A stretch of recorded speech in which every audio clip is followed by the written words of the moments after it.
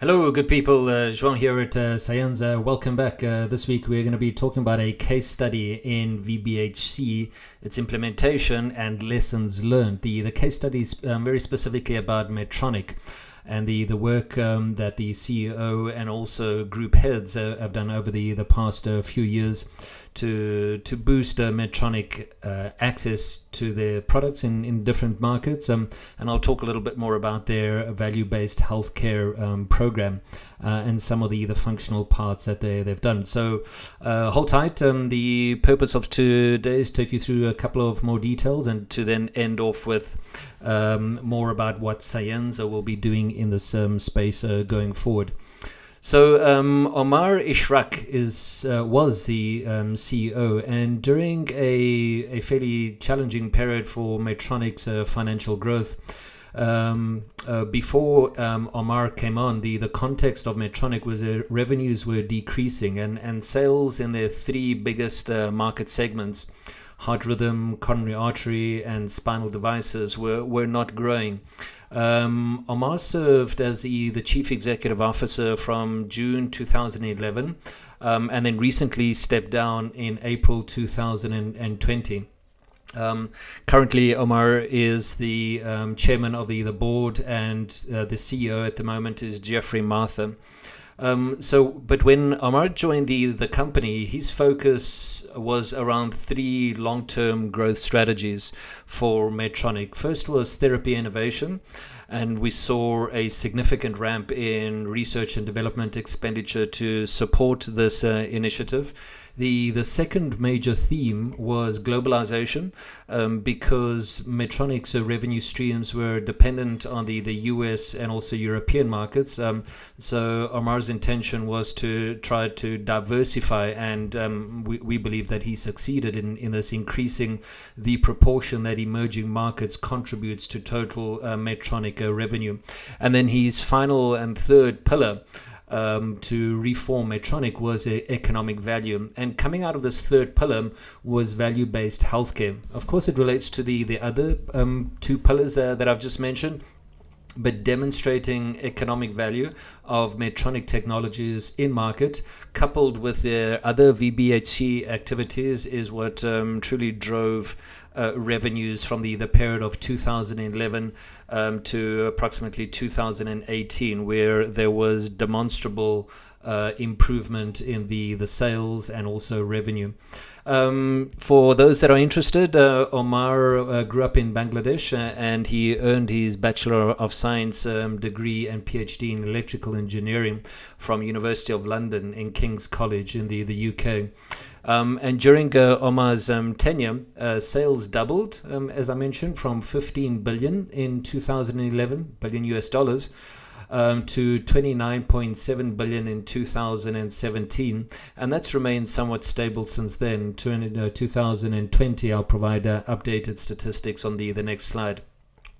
But what he did to support his long-term growth strategy was to allocate a lot more funding for research and development, and also increasing the operating income from 3.9 billion US dollars to 5.3 billion US dollars.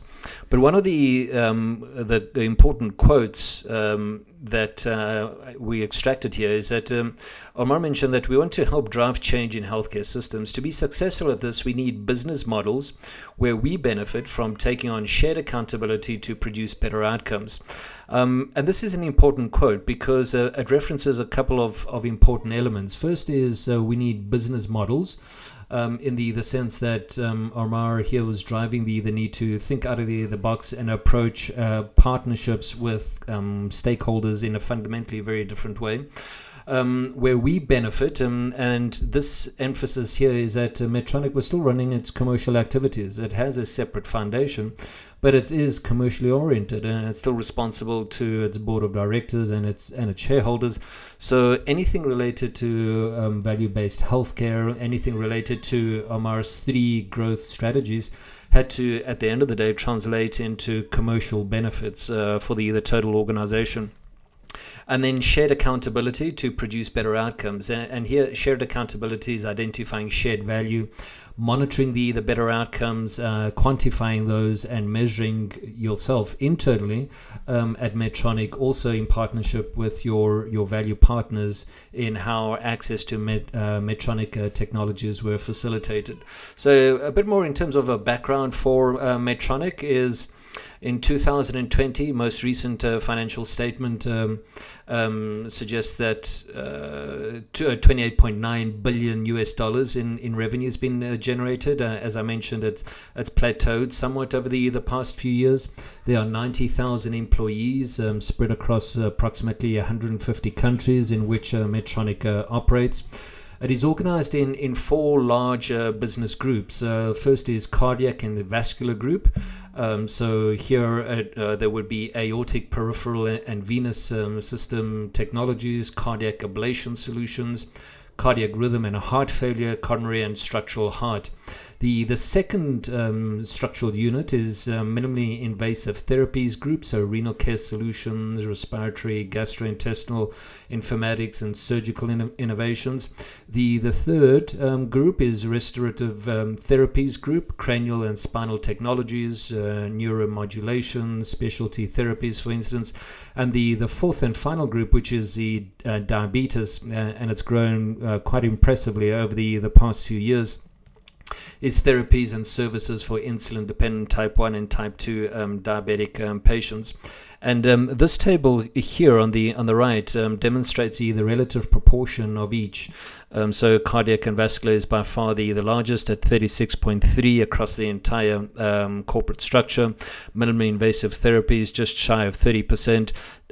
Restorative therapies 26.6, and diabetes group has grown from 2007 around 6.5% to 8.1%. So very good growth in diabetes. And Medtronic have conducted more than 350 clinical trials. They have more than 49,000 patents registered under their name, and they're organized in a couple of regional structures. First is the Americas, where the United States still contributes a fairly large portion of that, 53%. Europe, Middle East, and Africa is the second group at around 23%. Asia Pacific around 12%, and then Greater China 5%. But over the years, Medtronic has experienced increasing pressure on prices and affordability, so increasing competition, sluggish growth in products and markets, rapid technology change, concentration of customers and competitors, tighter regulation, payers focusing on cost containment, and all of these factors contextualize the environment with which value-based healthcare was implemented at Medtronic. And just as a side note, Medtronic's growth and acquisition strategies is very much dependent on entering into new markets through those acquisitions, namely spinal surgery, brain surgery, coronary artery stenting, amongst quite a few others. The pipeline for Medtronic is quite impressive. So scheduled for launch before the end of this year, 2020, Evolut Pro all sizes, surgical robotics platform to be part of their minimally invasive therapy groups. So here's the innovations in their diabetic care portfolio, advanced hybrid closed loop system, and soon to join in the future portable hemodialysis system. And under cardiac and vascular group is the extravascular ICD, and then also renal denervation for hypertension. So all important new technologies coming through the pipeline, supported by clinical trials, and then also supported by commercialization strategies to support reimbursement through value-based healthcare where there are opportunities to implement them. Some of the competitive and regulatory landscape for Medtronic is in each of the four groups that they operate. There are a few major players. Under cardiac and vascular, Johnson & Johnson's always there, Abbott is there, Boston Scientific, and Edwards Life Sciences too. Minimally invasive therapies, Johnson & Johnson again, Boston Scientific, Edwards, Bard, Cardinal Health, and also Baxter. Restorative therapies, Johnson & Johnson, Stryker, and Zimmer. And then finally diabetes, Roche as a big player, diagnostics, Johnson & Johnson, and Omnipod. The regulatory landscape has become tougher too. Many of you will be familiar with the different classes of medical devices. So starting with class 1, low risk. And these are typically things such as tongue depressors, bandages, and hospital beds. Class 2A, which is mild risk. Class 2B, moderate risk, and then high risk. So in class 2 and 2A, you'd typically have things such as contact lenses, epidural catheters, pregnancy tests, and further up here in class 3 are pacemakers, angioplasty catheters, and coronary stents, just as a couple of examples. So coming back to the value-based healthcare strategy that Medtronic adopted is, and this was led by Omar, and he acknowledged from the get-go, giving his 3 pillars of a growth strategy, that traditional healthcare models involve payment by volume or product or therapy. So very much a fee-for-service driven system. And he acknowledged that this led to unsustainable healthcare systems, particularly where there were limited resources, which may result in expenditure on ineffective or expensive treatment. And Medtronic has doubled down and continues to focus on innovative approaches to improving partnerships with other stakeholders through value-based healthcare programs. And for a long time, their focus has been on value that may reduce the barriers to access by demonstrating positive impact. It also enables payment for treatments to be spread over time, contingent on patient outcomes. And in just a few moments, I'll return here to this quotation to extract a few important thoughts that Omar has expressed in the past, to just give you some insight around what Omar was thinking at that stage and how it impacted the corporate culture and the development of VBHC programs.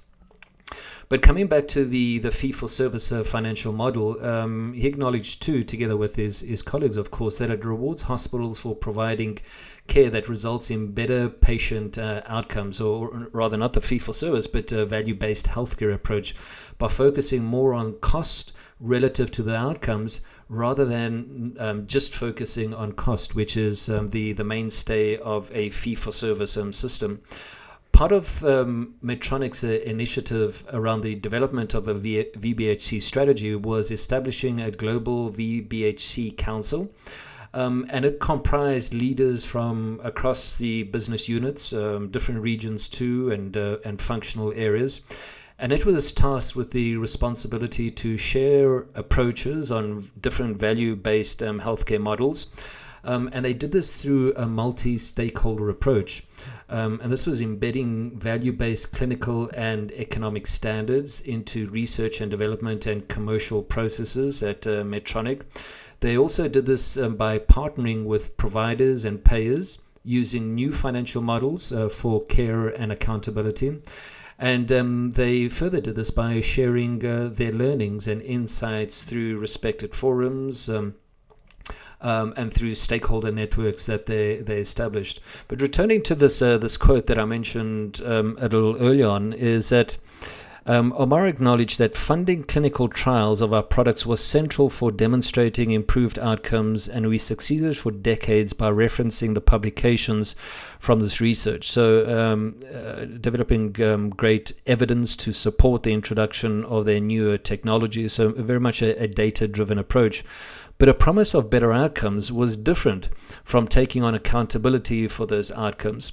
So not just producing the clinical trials and providing them, but rather focusing on the outcomes and seeing how these would unfold within the clinical practice environment, monitoring them and determining if indeed what was demonstrated in a clinical trial was demonstrated within the clinical practice setting.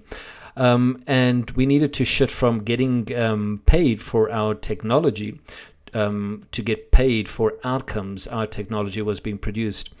And this simply getting paid for our technology refers to Medtronic being viewed only as a supplier of technologies, to rather positioning Medtronic as a value partner in monitoring these outcomes on all the technology platforms that they maintain.